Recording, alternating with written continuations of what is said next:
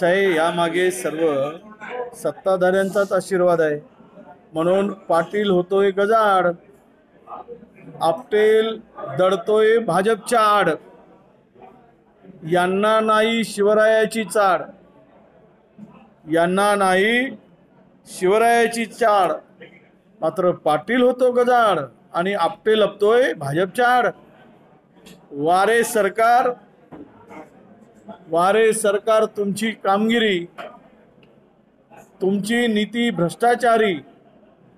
चोर सोडून संन्याशाला फाशी आणि महाराजाचा अपमान करणाऱ्याला मात्र घालताय पाठीशी. हीच का नीती तुमची, हेच का कार्य तुमचे. नाव घेताय शिवरायाचं, मत मागताय शिवराया नावानी आणि कारवाई करताना मात्र पाटील होतो गजाड आणि आपटे लपतोय भाजपच्या पदराड.